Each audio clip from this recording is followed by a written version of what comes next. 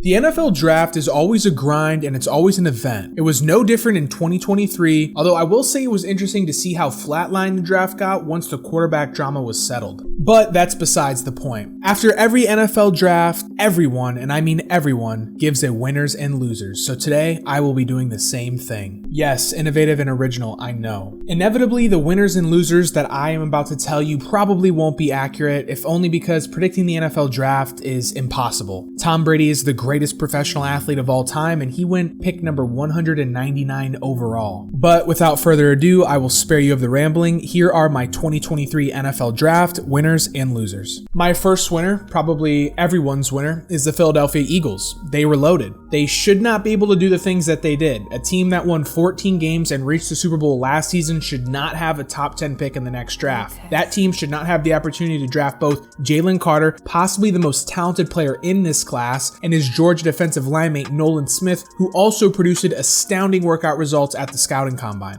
And that was just in the first round. Let's touch a little bit on Jalen Carter. He's 6'3", weighs 310 pounds. They moved up one spot and give a little bit to get a guy that I think is possibly the best player in this draft. Yeah, he has some off-field issues, but this is a great spot for him. Howie Roseman wins again. Then at the end of the first round, they get Nolan Smith, also from the University of Georgia. He's a smallish edge player who will have to be used situationally by the Eagles, in my opinion. He has a lot of speed, a lot of quickness, but he needs to gain a little bit of weight. With the Eagles, I think he'll be used very effectively, especially when you consider how much talent and depth they have in that front seven. Also, the Eagles added 4 more potential starters: offensive lineman Tyler Steen, a steady performer for Vanderbilt and Alabama; Illinois safety Sidney Brown, who intercepted 6 passes for one of the nation's best defenses in 2022; cornerback Keely Ringo, yet another member of Georgia's back-to-back national championship teams; and through a trade, they received veteran running back DeAndre Swift, who scored 8 touchdowns last year for the Detroit Lions. And I think DeAndre Smith is going to flourish in this Eagles offense. I really do believe it. Now let's go to the flip side and talk about some losers. And again, I'm not an NFL draft expert. As I said in the intro of this video, nobody is. But what I will say is that Dan Campbell and the Detroit Lions had a very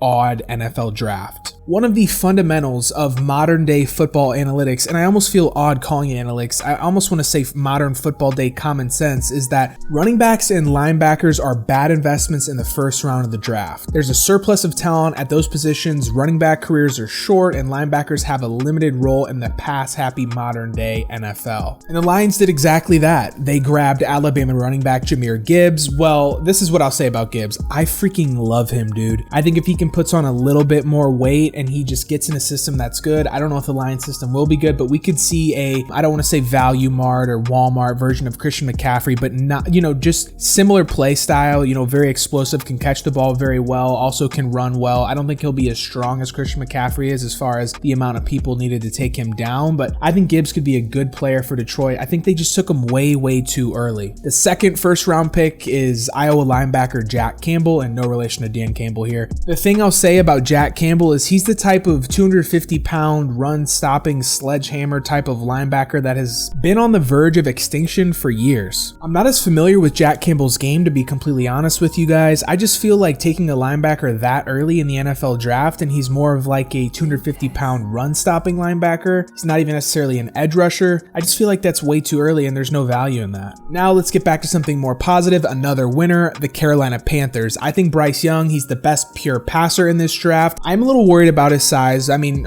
it's kind of like a double-edged sword. We've seen guys prove, like Russell Wilson, Drew Brees, Kyler Murray, and even Tua to a certain extent, that you can be very successful and be considered undersized or traditionally smaller relative to this, the normal or average NFL quarterback. On the other side of that coin, those guys, do get injured. Drew Brees was pretty lucky in his career. Russ, pretty much the same thing, but we've seen Kyler and Tua both get injured quite a bit. But I don't know, man. I just have a good feeling about Bryce Young, and he's playing with Frank Reich, who, was able to turn Carson Wentz and Nick Foles into something special with the Eagles. Obviously, when Carson Wentz was with the Colts and Frank Reich, that didn't work out, but, I think Carson Wentz is just kind of whitewashed in my personal opinion. So I think Frank Reich can get Bryce Young on the right track, and I think that he's going to play well. They also got Jonathan Mingo, who's, a sizable but compact wide receiver with a running back-like frame and running back-like capabilities, to be honest, after the catch. He tested great. Carolina needs to rebuild the wide receiver group. He's a lesser version of DJ Moore. Real quick, I wanted to get you guys' thoughts on something. I'm not sure if this is a winner or a loser. Personally, I'm not a big fan of the player this team selected, but let's talk about the Indianapolis Colts. They selected Anthony Richardson, and I like Richardson, but I think he's going to take a lot of time. His ceiling is amazing, but the Colts need to be patient with him, and I don't know if they're in a position to do that. This is a boom or bust pick in my opinion, but I don't know what you guys think. Let me know in the comments down below if you think Anthony Richardson's going to be successful in Indianapolis or if you think he's going to be a bust. Now time for a loser, and I feel a little odd calling them a loser. I think it's just more so based on what the other teams in their division did. The New Orleans Saints. They really, in my opinion, only drafted one day one starter, Brian Breezy, a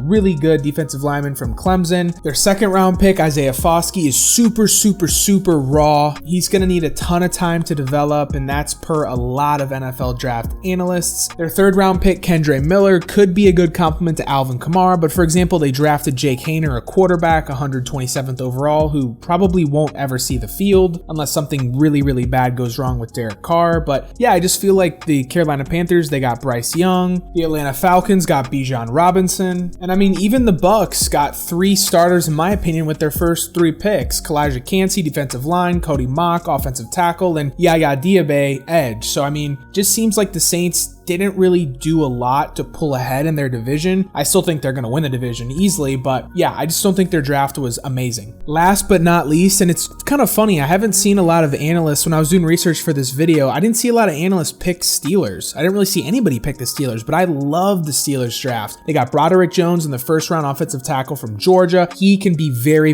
good. They got Joey Porter Jr., cornerback from Penn State. He's exceptionally long, man coverage corner. Play is a bit up and down, but the highs are all pro caliber, athletic plus very good ball skills. He's exactly what the Steelers needed. And I love their third round pick, Darnell Washington, tight end from Georgia. He's 6'7", 265 pounds, tall, thick, young, ultra powerful tight end. He'll be the 6th offensive line when he's on the field. He's a very good blocker. He was a low volume receiver in college, but he did flash with bulldozer yard after the catch talent. He has an enormous catch radius, though there are some drops on film. Nonetheless, if he can be tamed right, he has all pro upside. I really like the Steelers draft. I'm not sure why a lot of people are sleeping on it. All right, guys, that was a lot. Let me know down in the comments if I missed anyone, winners or losers, or if you don't agree with any of my winners or losers, and let me know why. We can start a discussion. Do me a favor, if you're still here, be sure to like and subscribe this video. It goes a long way in helping us reach other NFL fans and just growing this community. All right, guys, I'll see you in the next one. Later.